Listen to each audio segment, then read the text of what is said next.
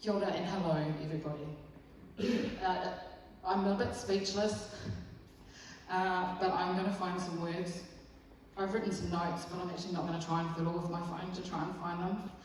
I don't know if there's much more than I can say after the beautiful way in which my family, my friends, my colleagues, those people who have travelled with me here and also have come to join us today for this very special moment in time. I don't know if there's a lot more that I can say that can kind of top the feeling that that brings.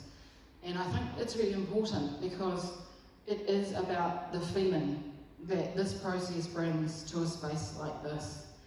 We talk so much about relationality, we talk so much about collaboration, but we still haven't understood what that really looks like and what that really means. And I had to have a wee chuckle to myself when the two gentlemen came in the room, because it was kind of a bit of example of what we're really all here about, which is to learn more about how to do things differently for people that do things differently or need things differently. So I'm going to go back a bit because I want to thank some people first, because I wouldn't be standing here without some particular people. And one of those people is Professor Michael Moore. I met Michael in 2017 when Adrian was the first Indigenous person on the Governing Council. Because Michael was so insightful in understanding of the need to recognise Indigenous health and Indigenous people. So Michael, thank you so much for all your allyship and all your care and guidance and mentorship. It's incredibly important, and I know that you and Helen are solid and always going to be there, so thank you. I'd also like to thank very much Professor Bettina Borich, because as another female heroine in public health, you are some kind of star in Pocket Rocket. You know everything about everything. You're incredibly supportive, and also when I talk about allyship, you are one of the best. And again, another woman, amazing woman, Marta Lamatsi. To become part of a team of some very strong, very intelligent women who really drive this global public health space is a real privilege. I do lots of things, and I'm involved in lots of things, and I'm quite certain and sure and determined about many things, but I've still got lots to learn about a lot too. And I love that Bettina's been talking particularly about health diplomacy, because it's so incredibly important. And the both of you do it incredibly well. And then I'm going to turn to Maria. You've been acknowledged a lot today. You do an incredible amount of work, and I'm sure I don't know how much. So again, just really proud to be part of an organisation and a team with women like the three of you as part of it. And that I know are going to support me and vice versa. I'm going to support you in the things that you already do so well without me coming along. So kia ora for that. Thank you, Diana, for coming and being part of this. It really means, probably more to me than you probably understand, and your words were absolutely touching, so thank you so much. And Andrew, you and I have known each other for a little while now, and it's really wonderful to have you here, and Sally and Kitty. Again, look at that, a delegation with more women than men. Fabulous. Yeah. In saying that, I was going to say, there were three challenges to me in terms of, the next 2-4 years. And one of those challenges is I'm a health promoter, I'm a woman, and I'm Indigenous.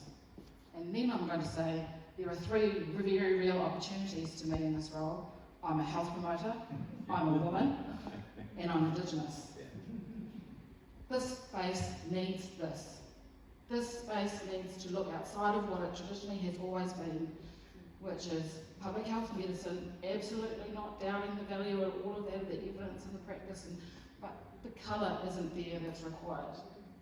The colour needs to touch the places where it needs to be to support the people that need the things that aren't getting what they need. And there is a majority of Indigenous populations across this planet that are not getting what they need, and they are dying too soon than they should be in this day and age. I lost two.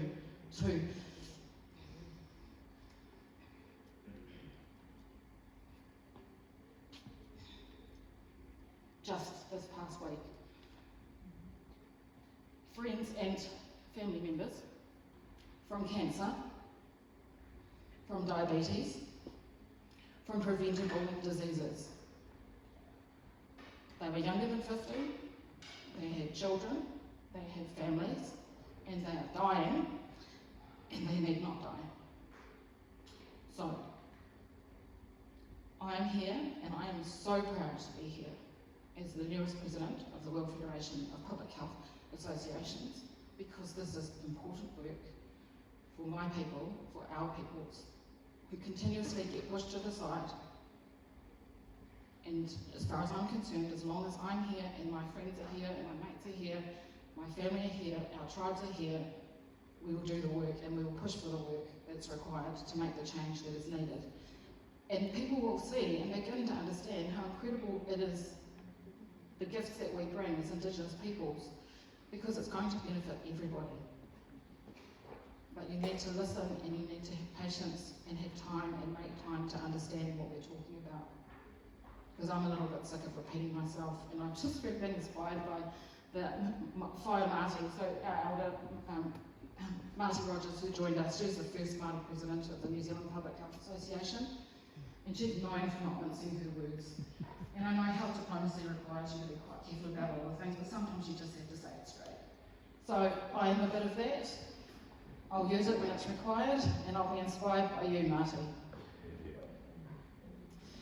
I haven't got a whole lot else to say right now, only that I'm just really proud to be part of this team. I can't separate my indigeneity from my public health person. They are one and the same.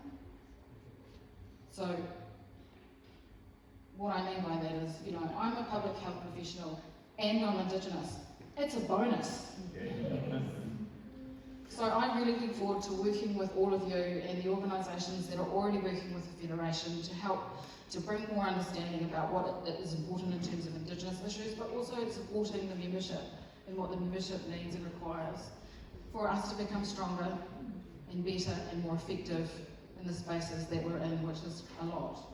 So it's just an honour to be coming and bringing a different set of skills to add to what's already here. And to all of you online, I'm really looking forward to working with all of you that are not here today, and hopefully maybe next year we can all be together.